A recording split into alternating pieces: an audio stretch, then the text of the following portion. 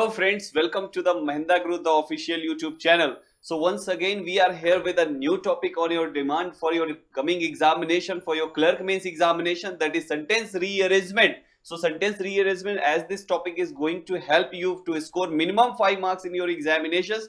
तो आपके एग्जाम में 5 मार्क्स दिलाने में ये आपकी हेल्प करेगा सेंटेंस रीअरेंजमेंट, जिसको लेकर कैंडिडेट्स में बहुत कंफ्यूजन रहती है कि सर अरेंजमेंट तो कर लेते हैं बट श्योरिटी नहीं होती कि जो अरेंजमेंट हमने किया है वो करेक्ट है या नहीं। एंड सेकंड थिंग, अरेंजमेंट करने के बाद भी वहां पर कुछ मिस्टेक्स हो जाती हैं। तो चलिए फ्रेंड्स, यहां पर सेशन को आगे बढ़ाते हैं, बट बिफोर दैट एक चीज आपको अरेंजमेंट स्टार्ट करने से पहले कुछ पॉइंट्स पे डिस्कस करना चाहेंगे, बिकॉज अरेंजमेंट एक ऐसा टॉपिक है जिसको लेकर कैंडिडेट्स में सबसे ज्यादा फोबिया है। अगर वो इंग्लिश के जितने भी टॉपिक्स हैं उन सभी में अगर सबसे ज्यादा कैंडिडेट्स को डर लगता है तो शायद वो अरेंजमेंट को ही कैंडिडेट्स बोलेंगे। जैसा कि यहां पर ये पता चलता है कैंडिडेट्स की तरफ से, जब 10 कैंडिडेट से पूछो तो उसमें से 1 and 2 कैंडिडेट्स ही कहते हैं सर कि I am confident with this particular topic, but 80 to 90% candidate से इसकी नहीं सर यही एक ऐसा टॉपिक है जिसपे श्योरिटी नहीं है। अदर टॉपिक्स जो है उसको तो किसी हद तक कर लेते हैं, बट जब if you talk about this particular topic तो यहां पर लेकर कंफ्यूज हो जाता है कैंडिडेट, डर बहुत लगता है उसको। तो आज ऐसी ही आपके कंफ्यूजन एंड आपके फियर को खत्म करने के लिए आज का जो सेशन है, कहीं ना कहीं ये सेशन आपकी हेल्प करेगा इस सारी प्रॉब्लम्स को खत्म करने के लिए, राइट। अब देखिए, आपको अरेंजमेंट टॉपिक जब भी आपने स्टार्ट किया होगा तो इस चलिए यहां पर सेशन को आगे बढ़ाते हैं। एंड उसके पहले एक जनरल रिमाइंडर, आप सब्सक्राइब करके आप हमारे सब्सक्राइबर हो जाइए एंड उसके बाद यहां पर आप सेशन को आगे एंजॉय करते रहिए। तो चलिए फ्रेंड्स आगे चलते हैं, सेशन को आगे बढ़ाते हैं। एंड फर्स्ट ऑफ ऑल यहां पर अरेंजमेंट स्टार्ट करने से पहले जैसा कि आपके सामने एक्सरसाइज आ चुकी है, बट एक्सरसाइज स्टार्ट करने से पहले कुछ चीजें मैं आपको बताना चाहूंगा जो प्रॉब्लम्स 90% 80 to 90% कैंडिडेट्स में भी फेसिंग। तो यहां पर उन कैंडिडेट्स की जो प्रॉब्लम है, सबसे पहली प्रॉब्लम हो सकता है आपको लगी हो कि अरेंजमेंट पूरा अरेंज करने के बाद, so suppose as you can see total 6 sentences are given and 6 sentences are coming in your examination as this in this particular topic, that's why हमने 6 sentences ही लिए हैं एक्सरसाइज में। अब पहली जो कैंडिडेट प्रॉब्लम फेस करता होगा, शायद आप भी हो सकते हैं, कि जब भी आप अरेंजमेंट फाइंड करना स्टार्ट करते हैं तो मोर देन 1 sentences आपको फर्स्ट लग जाते होंगे। तो आज का जो सेशन है वो फर्स्ट पार्ट फाइंड करने वाली डिफिकल्टी को बिल्कुल से खत्म करने वाला है। सेकेंड प्रॉब्लम फ्रेंड्स आप लोग फेस करते होंगे कि जब भी अरेंजमेंट आप करते हैं तो हो सकता है आफ्टर अरेंजिंग कंप्लीट सेंटेंसेस आप अपना जब आंसर चेक करते हैं तो आपका जो ऑर्डर है, सपोज थर्ड नंबर पे आपने एफ को सिलेक्ट किया, बट जब क्वेश्चन नंबर थर्ड आपने देखा तो उसमें जो ऑप्शन था वो था A B C D and E, यानी the option F was not given in your question. तो जब क्वेश्चन में एफ ही नहीं था तो जाहिर सी बात है 2 मिनट्स में अरेंजमेंट आपने किया, 2.5 मिनट्स 3 मिनट्स आपने इन्वेस्ट करना चाहा, बट वो इन्वेस्ट नहीं हुआ, वेस्ट हो गया फ्रेंड्स। बिकॉज एक भी अगर अरेंजमेंट गलत होता है तो मान के चलिए पूरा का पूरा अरेंजमेंट जीरो होगा, यानी फर्स्ट पार्ट करेक्ट हो सकता है बस, नॉट मोर देन दैट। यानी इन दिस वे आपकी जितनी भी मेहनत है, आपका 2-3 मिनट्स पूरा का पूरा वेस्ट होता है। तो बहुत ही केयरफुली करना होता है अरेंजमेंट और कम टाइम में भी करना होता है, राइट। तो ऐसी ही बहुत सारी प्रॉब्लम्स कैंडिडेट्स के साथ रही होगी। तो चलिए फ्रेंड्स यहां पर स्टार्ट करते हैं अरेंजमेंट करना कैसे। देखिए बहुत ही ध्यान से आपको आज का सेशन देखना है एंड उसके बाद जो भी ट्रिक्स यहां पर बताई जाती है on that particular tricks you will have to apply another examples, right, in other exercise part. तो वहां पर आप इसको अप्लाई करेंगे, आपके लिए बहुत इजी होने वाला है अरेंजमेंट। तो चलिए देखते हैं फ्रेंड्स कैसे अरेंजमेंट हमें करना होता है, अरेंजमेंट की स्टार्टिंग हम कैसे करते हैं। जब भी आपके सामने एक्सरसाइज गिवन हो तो एक बार उस पूरे एक्सरसाइज को हल्का सा स्कैन कर सकते हैं इन 10 सेकेंड्स कि कंप्लीट एक्सरसाइज में क्या कहा जा रहा है, राइट। तो आपने इस पूरी की पूरी एक्सरसाइज में देख लिया होगा कि कुछ ऐसा माइग्रेशन हो रहा है, कुछ एनिमल्स वगैरह का। अब यहां पर कुछ ऐसे माइग्रेशन मतलब वो एक one place to another place they are moving, so कुछ इस टाइप की बातें यहां पर की जा रही होगी, राइट। इस टाइप से कुछ चीजें आपको यहां पर स्क्रीन पर देख चुके होंगे आप। अब देखिए फ्रेंड्स, अब हमें क्या करना है, टोटल 6 sentences आर गिवन, तो in these 6 sentences we need to find our first part. जो पहला स्टेप होता है वो फर्स्ट पार्ट फाइंड करने का होता है, in which we need an independent sentence, right. तो चलिए स्टार्ट करते हैं। As the first sentence says, sentence number A says, the annual migration usually begins. तो migration of whom? Migration of animal, migration of bird, migration of people. Nothing is mentioned here in sentence number A. That's why this can't be your first part. इसको first नहीं ले सकते क्योंकि इसमें कुछ भी ऐसा mention नहीं किया। आगे चलते हैं फ्रेंड्स यहाँ पर नेक्स्ट की तरफ। However conjunction is given, however officials have made, यहां पर क्या कुछ ऐसा कुछ as we know कि our first sentence we can't start our first sentence with a conjunction, That's why this can't be your first part. Now come to the next sentence. In Karnataka and Tamil Nadu to the Violent Wildlife Sanctuary. क्या है Karnataka and Tamil Nadu में? कुछ भी ऐसा point mention नहीं है. That's why this can't be first. Moving further, the seasonal migration of wild animal. ध्यान से पढ़ेंगे फोर्थ पार्ट को.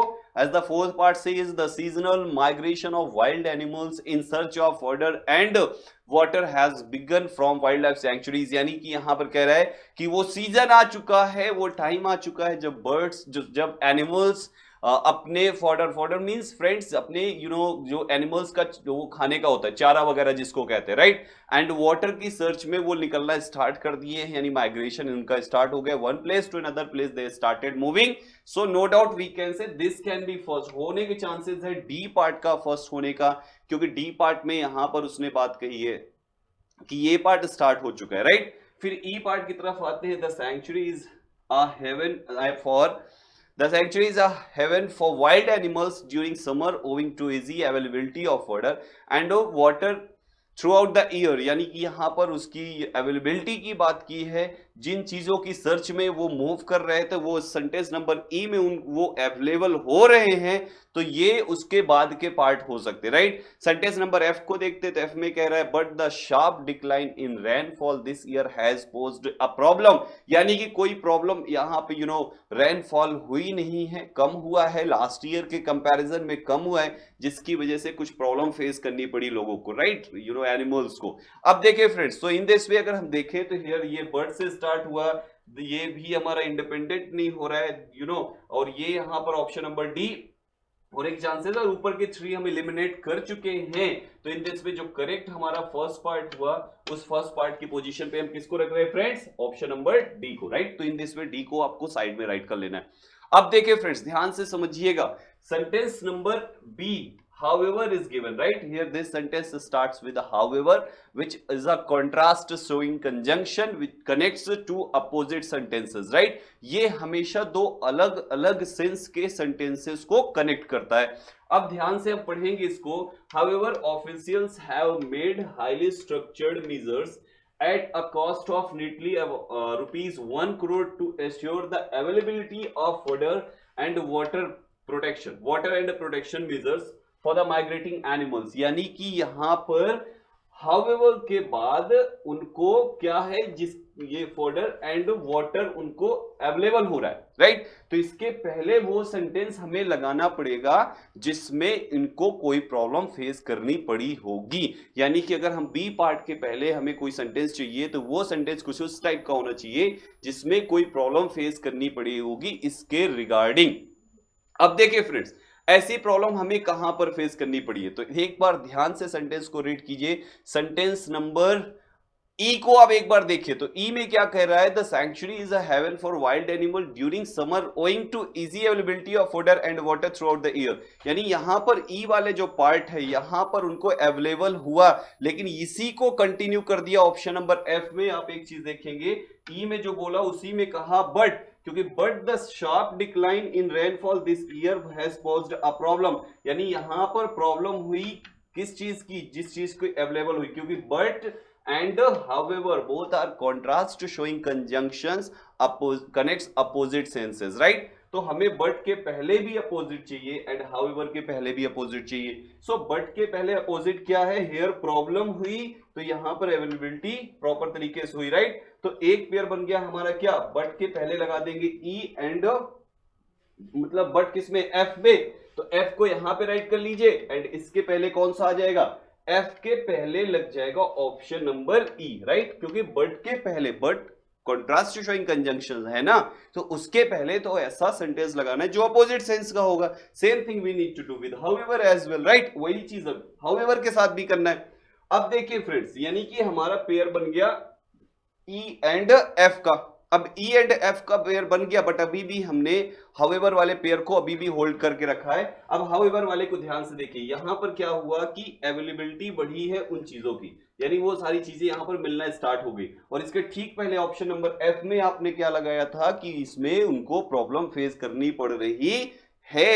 तो यहां पर अगर देखें तो ई जो बी है, बी के जस्ट पहले कौन सा ऑप्शन आ रहा है जिसमें उसको प्रॉब्लम फेस करनी पड़ी थी? That was option number F, यानी बी के पहले एफ आ रहा है तो बी यहां पे लगाएंगे, तो बी के पहले एफ मींस एफ के बाद बी। तो हियर एक पेयर आपका रेडी हो जाता है, यहां पर एक पेयर आपका रेडी हो जाता है E B E F and B, right. ये थ्री सेंटेंसेस का यहां पर बनता है आपका कॉम्बिनेशन, यानी ये थ्री एक साथ ही आएंगे E B and F. And first part हमारा कौन सा था, डी, यानी D was our first part and three ये हमारे एक साथ हो गए, कौन कौन से, E F and B. Now two more sentences we have, कौन कौन से अभी हमारे पास सेंटेंस बचते, एक सेंटेंस है A and another sentence is C, ठीक, यानी एक ए सेंटेंस बचा हुआ है और एक सी सेंटेंस बचा हुआ है। तो एक बार हमें डी को रीड करना है, डी के बाद अब कौन कौन सा आ सकता है, या तो डी के बाद ए आ सकता है, या तो डी के बाद सी आ सकता है, या तो डी के बाद जो ये लगे हुए हैं ये ई आ सकता है, right. F and B can't be used after D because F is given after E and B is given after F, तो ये तो नहीं होने वाले। चलिए अब देखिए फ्रेंड्स, सेंटेंस को एक बार फिर से फर्स्ट पार्ट को रीड करेंगे। The seasonal migration of animals in search of fodder and water has begun from wild life sanctuaries. अब इसके बाद अगर हम लगाते सबसे पहले ए को, तो ए में कह रहा था annual migration usually begins in the first week of February and continues till the event of the monsoon. Yes, हो सकता है, यानी ये स्टार्ट हो चुका है और एनुअल माइग्रेशन यूजुअली इस टाइम में फरवरी में स्टार्ट होता है, बिल्कुल ये होने के चांसेस है। But first of all two more sentences we have to check, कहीं ऐसा तो नहीं कि वो हो जाए और उसके बाद ये आ सकता हो। तो इसके बाद हमारा थर्ड नेक्स्ट सेंटेंस कौन सा था, सी, सी बचा हुआ है। फिर से एक बार डी को रीड करेंगे, the seasonal migration of animals in search of fodder and water has begun from wildlife sanctuaries in Karnataka and Tamil Nadu to the Wayanad Wildlife Sanctuaries, yani WWLS, even before the onset of summer, largely owing to the drought-like situation in the forest areas of the Nilgiri biosphere. अब देखिए friends, यानी कि यहां पर ये कह रहा है कि जो ऑप्शन नंबर डी में उसने कहा कि ये प्रॉब्लम जो स्टार्ट हो चुकी है माइग्रेशन की, ये कहां पे, कर्नाटका एंड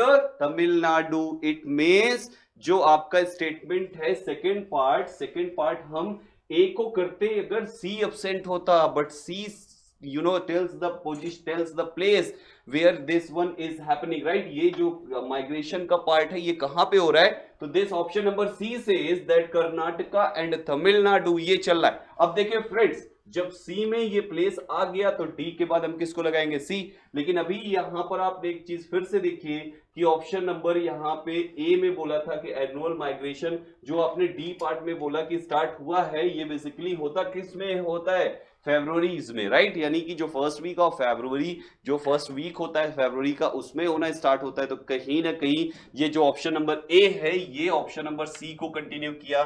दैट्स वाई यहां पर सी के जस्ट बाद आप ए ने डी को कंटिन्यू किया, बट डी के जस्ट बाद सी लग चुका है वो प्लेस पार्ट को लेके। दैट्स वाई अब ए की पोजीशन जो होगी वो सी के बाद लग जाएगी, और ये थ्री का सेट तो पहले से ही बन चुका था। तो इन दिस वे जो हमारा करेक्ट ऑर्डर होगा that will be D C A E F B. I hope ये पॉइंट आपको समझ में आया होगा कि कैसे हमें इस टाइप से पेयरिंग करनी होती है। यानी फ्रेंड्स, हमेशा एक चीज याद रखिए, जब भी ये रिजल्ट आपके सामने आए तो एटलीस्ट ये देखिए कि फर्स्ट पार्ट कौन सा है, एंड इस फर्स्ट पार्ट को फाइंड करने की रेस में second thing which you need to do that is pairing. आप पेयरिंग करने के बाद अरेंजमेंट कीजिए फ्रेंड्स, कभी भी एक भी ऑर्डर गलत नहीं होगा, आई गारंटेड। बस इतना याद रखना है, पेयर रॉन्ग नहीं होनी चाहिए, राइट। इफ पेयर आपने गलत कर दिया देन उसका फिर करेक्ट होने के चांसेस बहुत ही कम होते, राइट। तो इन दिस पे इस टाइप से आपको करना है। अब देखिए आपने अरेंजमेंट क्या दिया, D C A E F B, यानी ये आपका ऑर्डर आया D C A EFB। Now moving further and here is next slide। यहां पर आपका ऑर्डर था DCAEFB, ये आपका ऑर्डर था।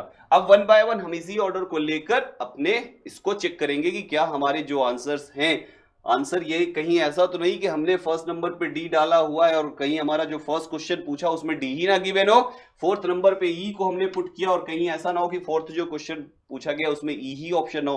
तो ये पार्ट भी फ्रेंड्स चेक करना बहुत जरूरी। तो as the first part says last part कौन सा हो सकता है, लास्ट हमारा बी गिवन है, क्या लास्ट बी है, तो यहां पर देखेंगे तो बिल्कुल सही आंसर है, लास्ट बी है। Next question fourth part, which one will be the fourth part after rearrangement? So fourth part, as fourth part of our arrangement is E. क्या हमारा E fourth part है? तो बिल्कुल correct answer है. Next question is which one will be the fifth part after arranging the sentences? So as fifth part of our arrangement is F. क्या हमारा F fifth part है?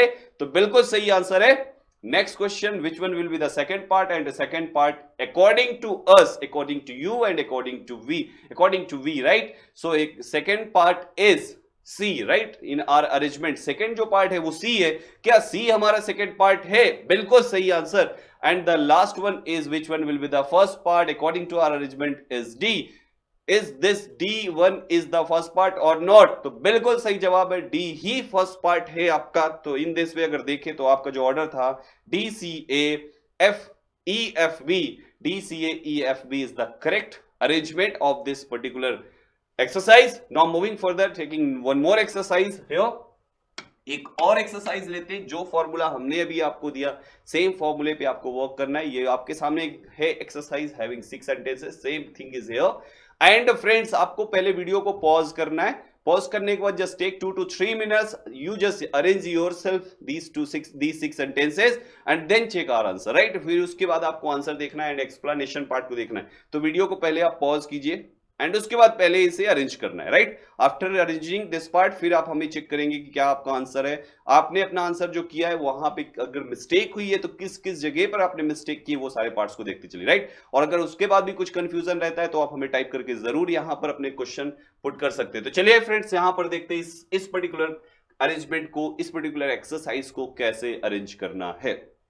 So same thing we are going to start, that is, you know, first of all, as we know, we need to find first part. So as first sentence number A is, at a biodiversity meeting in Mexico, the IUCN. Friends, हमेशा एक चीज याद रखिएगा, कोई भी short form बिना full form के आने के चांसेस ना के बराबर होते हैं. As you can see here abbreviation form IUCN is given, but we don't know about IUCN. अभी सपोज किसी कैंडिडेट को नहीं पता इसका फुल फॉर्म, तो उसके लिए तो न्यू है ना. वो IUCN है क्या? जैसे WHO कहीं पे लिखा है तो याद रखिएगा 99% कहीं ना कहीं वर्ल्ड हेल्थ ऑर्गेनाइजेशन होगा. तो वर्ल्ड हेल्थ ऑर्गेनाइजेशन पहले आएगा, WHO बाद में आएगा हमेशा. तो इन this way this can't be your first part. यानी हमें एक ऐसा सेंटेंस सर्च करना है जिसमें IUCN गिवन हो, राइट? तो इन दिस वे ये नहीं हो सकता. नाउ नेक्स्ट को एक बार इसको पूरा रीड भी कर लेते हैं. Increase the threat level for 35 species and lowered the threat level for 7 species on its red list of threatened species. अब बी पार्ट को लेते हैं. फ्रेंड्स, बात को ध्यान से समझिएगा. The giraffe is the only mammal whose status changed on the list this year. Scientist blame habitat loss. यानी कि उसने जिराफ के बारे में बताया कि उसका स्टेटस इस ईयर चेंज हुआ है, बट क्या चेंज हुआ है, कैसा चेंज हुआ है, कुछ भी नहीं पता अभी. यानी this one is somehow is not introducing this paragraph, right? So we can't say कि ये आपका फर्स्ट पार्ट हो सकता है. हाँ, थोड़ा सा साइड में रख लेते हैं, पॉसिबिलिटी है थोड़ा सा, यू नो 50-50 अभी माना जा सकता है. अगर इसका कोई इससे ज्यादा स्ट्रॉन्ग आ गया तो उसको ले सकते हैं और इसको छोड़ना पड़ जाएगा, क्योंकि अभी इसने कुछ भी नहीं बताया कि आखिर क्या प्रॉब्लम है, राइट? केवल इसने डायरेक्ट बोल दिया कि ये चेंज हो रहा है, बट कैसा हो रहा है no one knows. Next moving for because the giraffe, as this because is given, तो ये भी नहीं हो सकता, but still we need to read complete sentence to connect with another one, right? Because the giraffe population has shrunk nearly 40% in just 30 years, scientists put it means we don't know about that, so this we need to find. Scientists put it on the official watch list of threatened and endangered species worldwide, calling it vulnerable. यानी कि यहां पर हमें इसने बताया कि 40% just 30 years में कम हो गया. Population have shrunk nearly 40% just 30 years, right? आगे देखते हैं friends. D of sentence. In 1985 there were between 1,51,000 and 1,63,000 giraffes. यानी कि देखिए फ्रेंड्स, बात को फिर समझिएगा, कनेक्टिविटी बन रही है यहां पर सी एंड डी की. क्यों? क्योंकि इसमें सी में उसने बोला 40% कम हुए इन 30 इयर्स. तो वो कम हुए तो कितने से कितने हुए? तो 151 लाख से लेकर 151,000 यानी 1,51,000 से लेकर 1,63,000 जिराफ्स थे. But in 2015 the number was down to 97,000 562 according to the international union for the conservation of nature IUCN। Friends देखिए दूसरी भी कनेक्टिविटी, देखिए वन कनेक्टिविटी क्या बनी, एक तो सी का बन गया यहां पर किसके साथ, सी एंड डी का बन गया, राइट। एंड सेकेंड फ्रेंड्स यहां पर देखिए IUCN is here and here is also IUCN, here IUCN। तो IUCN इसकी कनेक्टिविटी बनी, यानी डी का कोई ना कोई रिलेशन ए के साथ है एंड सी का कोई ना कोई रिलेशन डी के साथ है। इन दिस वे ये हमारा पेयर बन सकता है, ये तीनों का सेट बन सकता है। नाउ मूविंग फर्दर, कंसीड, अभी भी फर्स्ट पार्ट नहीं मिला क्योंकि ये उसने केवल उसने बताया बट इंट्रोड्यूस नहीं किया इसने, तो अभी भी फर्स्ट पार्ट नहीं मिला। Option F, considered by scientists the official list of what animals and plants are in danger of disappearing। यानी कि यहां पर ये भी इंट्रोड्यूस नहीं कर, considered by scientist but what, कौन सा एनिमल कौन सा प्लांट्स, तो आपको पता ही जिराफ की बात की एंड यहाँ पे जिराफ है ही नहीं, तो this can't be the first. The giraffe, the tallest and land animal, is now at risk of extension, biologists says. यानी कि यहां पर देखिए ये हमारा फर्स्ट पार्ट हो सकता है, यानी जो फर्स्ट पार्ट होगा वो ये हो रहा है बिकॉज यहां पर कह रहा है कि जो जिराफ है वो काफी जो टॉलेस्ट एनिमल है वो आज की डेट में क्या हो रहा है, गायब हो रहा है, खत्म हो रहा है, धीरे धीरे नष्ट हो रहा है, डेड हो रहा है, राइट। यानी कि यहां पर ये फर्स्ट पार्ट हो सकता है। तो जो फर्स्ट पार्ट हम यहां पे चूज कर रहे हैं वो किसको ले रहे हैं, एफ को। अपने ध्यान से समझिएगा, एफ को फर्स्ट पार्ट लिया ऑप्शन। अब ये जो डेली कम हो रहे हैं, कम होने कैसे कम हो रहे हैं, कितना इनका क्या रेशियो कम होने का, तो वो ऑप्शन नंबर सी में बोला कि 40% इन 30 इयर्स, तो ये ऑप्शन नंबर सी इसके बाद हो गया। अब ये 40% इन 30 इयर्स कम हुए तो कितने से कितने हुए, तो 150,000 या 163,000 थे पहले इन 1985 में, and in 2015 only 97,562 are remaining. So here उसने जो कम हुए रेशियो परसेंटेज बताया 40%, उसको एक्सप्लेन भी कर दिया कि इतने से इतने कम हो गए, राइट। तो यहां पर जो डी पार्ट है वो इसके साथ लग गया। फ्रेंड्स बात को ध्यान से समझिएगा, अब डी में उसने IUCN को का फुल फॉर्म बताया, IUCN, राइट, IUCN यहां पर उसने बात की और उसी IUCN को उसने एक्सप्लेन किया इन सेंटेंस नंबर ए में उसने IUCN को एक्सप्लेन किया। तो हम यहां पर क्या करेंगे, ए को ले लेंगे fourth part, right. Now two sentences we have as a fifth and sixth also. So कौन कौन से बच गए फ्रेंड्स, एक बच गया हमारा बी, दूसरा बच गया हमारा ई, इन टू में से कोई एक होगा। अब फ्रेंड्स ध्यान से समझिए, बी एंड ई में से वन बाय वन रीड करना है, but before that you will have to read A first, right. A को पहले पढ़िए, उसके बाद इसके बाद बी आ सकता है या डी आ सकता है। एंड अगर फिर भी कंफ्यूज बनी रहे तो अपने क्वेश्चन पे चले, ये क्वेश्चन को देख लीजिए। तो देखिए फ्रेंड्स, ए को पहले रीड करना है क्योंकि ए तक यानी 4 तक हम सर्च कर चुके हैं, 5th and 6th we need to find.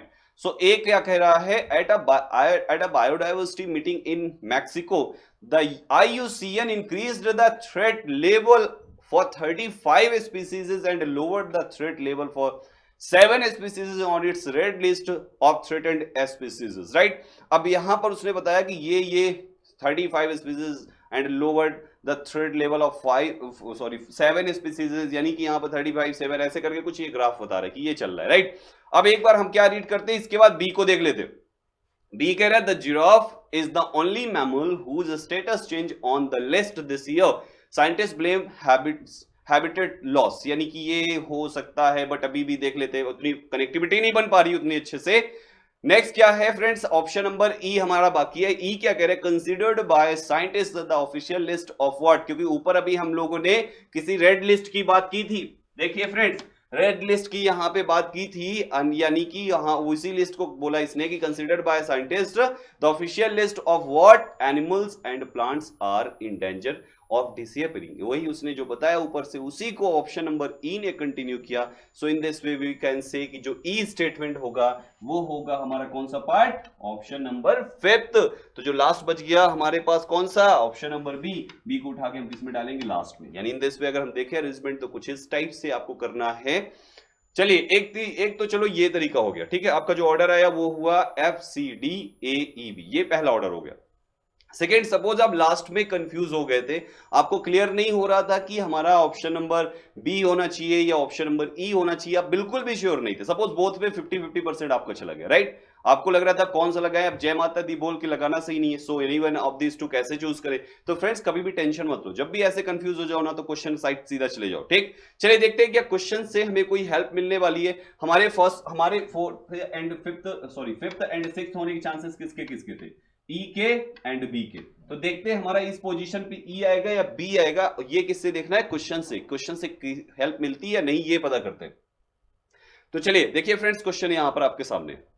हम कौन सा पार्ट सर्च कर रहे थे, फर्स्ट सेकंड थर्ड फोर्थ हो गया था, फिफ्थ सर्च कर रहे थे, right. First second third fourth final हो चुके थे, फिफ्थ एंड सिक्स्थ हमें फाइंड करना था। क्या फिफ्थ क्वेश्चन आपका पूछा गया है या नहीं, तो yes fifth question is given here, आप देख सकते हैं ये फिफ्थ पार्ट पूछ रहा है, ठीक। अब देखो फ्रेंड्स, फिफ्थ पार्ट हमारा यहां पर ऑप्शंस देखिए, जैसा कि आप देख रहे हैं sentences are total six sentences are given but options are only 5 in each question. You can see this side, सभी में 5-5 है, इसका मतलब एक ऑप्शन में नहीं होगा। तो आप एक चीज देखिए, which of the following should be the fifth statement। Fifth statement हमारा ऑप्शन में गिवन है BFADE, बात को समझिएगा, BFADE। अब हमारे पास कौन कौन से हो सकते थे, ई हो सकता था और बी हो सकता था, बी यहां पे गिवन है और ई यहां पे गिवन है, इसका मतलब हमें क्वेश्चन नंबर फिफ्थ से कोई भी हेल्प नहीं मिली। लेकिन अभी भी टेंशन नहीं लेना है, बिकॉज क्वेश्चन 6 भी अपने पास पूछा गया है लास्ट स्टेटमेंट, एंड हो सकता है लास्ट स्टेटमेंट में ई और बी में से कोई एक ऑप्शन में ना हो, जो नहीं होगा उसको हटा के दूसरे को लास्ट में डालेंगे। तो फ्रेंड्स लास्ट में ई और बी में से देखिए, ये ई है वो बी है, अच्छा इसमें भी ई और बी गिवन है, इसका मतलब हमें इससे हेल्प नहीं मिली। हाँ एक चीज और हो सकता है फ्रेंड्स, सपोज इसमें इस ई की जगह पर, जैसा कि हमारा लास्ट जो स्टेटमेंट हुआ वो बी हुआ, सपोज इस ई की जगह पर यहां पर डी गिवन होता, सपोज, क्योंकि हमारे तो 5 ही आएंगे ना, कोई एक गायब होता, या तो ई गायब होता या तो डी गायब होता, सपोज यहां पर डी होता, यानी कि ऑप्शन में क्या होते, A B C D F, option में ई होते ही नहीं, राइट। तो जब ई ऑप्शन में नहीं होता है इसका मतलब ई हमारा फिर सिक्स्थ नहीं होगा, तो सिक्स्थ कौन सा होता, बी को सिक्स्थ बनाते थे, इसके जो फिफ्थ की जगह रह गई थी वहां पे हम क्या लगाते थे, ई। यानी इन दिस वे भी आप अरेंजमेंट कर सकते हैं, यानी बस थोड़ा सा फोकस कीजिए फ्रेंड्स। अब हमारा जो ऑर्डर आया वो ऑर्डर क्या था, F C D A E B, F C D A E B, F C D A E B. चलिए इसको राइट कर लेते हैं, F C D A E B, right, ये आपका ऑर्डर है। अब चेक करते हैं क्या हमारा ऑर्डर करेक्ट है या इनकरेक्ट है। As the first one is, which one will be the last part according to this arrangement, last part is B, is this B is the last part or not, yes बिल्कुल correct answer. Which one will be the fifth, fifth कौन सा हो सकता है, तो आप देख रहे हैं आपके अकॉर्डिंग ई नंबर फिफ्थ है, क्या ई फिफ्थ है, यस ई बिल्कुल करेक्ट आंसर है आपका। Next one is which one will be the second statement after arrangement, and second is C according to our arrangement, is this C is the right answer और not, yes this C is the right answer. Next one is which one will be the third part after arrangement, and third part according to our arrangement is D. Is this D is correct or not? तो yes, so of course D हमारा बिल्कुल सही answer है। And which one will be the first? तो क्या first F है, तो बिल्कुल सही जवाब था आपका F फर्स्ट। तो इन दिस में जो आपका ऑर्डर है F C D A E B बिल्कुल सही आंसर है फ्रेंड्स। आई होप ये पॉइंट आपको क्लियर हो गया होगा। अरेंजमेंट करना कैसे, जब भी आपके सामने कोई भी एक्सरसाइज आए फ्रेंड्स, कोई भी काम बड़ा नहीं है, बस उसको तब तक करना है जब तक आप उसमें मास्टर नहीं हो जाते। बिल्कुल भी टेंशन मत लीजिए, अरेंजमेंट बहुत इजी टॉपिक है, only arrangement needs practice, you know, without practice यहाँ पर परफेक्शन पाना थोड़ा सा मुश्किल है, बट नामुमकिन नहीं है friends, because impossible itself says I am possible. तो चलिए फ्रेंड्स, इन दिस वे अब आपसे विदा लेने का टाइम आ गया। वीडियो अगर पसंद आया तो एटलीस्ट लाइक का बटन जरूर प्रेस कीजिएगा, एंड यू नो अलर्ट के लिए आप एक उस सब्सक्राइब के जस्ट बगल में एक आपको बेल दिखेगी, उस बेल को भी प्रेस कर सकते हैं। उससे क्या होता है, जिस टाइम भी आपका हमारा वीडियो लगता है उस टाइम आपको अलर्ट आ जाता है, आप कहीं भी हैं तो उस वीडियो को देख सकते हैं, अपना नॉलेज इनहैंस कर सकते हैं। कमेंट करके जरूर बताइए कि आपको आज का वीडियो कैसा लगा। सब्सक्राइब कीजिए, अपने फ्रेंड्स से शेयर कीजिए, एंड लास्ट में बस एक ही चीज कहना चाहेंगे friends, your success is our success. Thank you.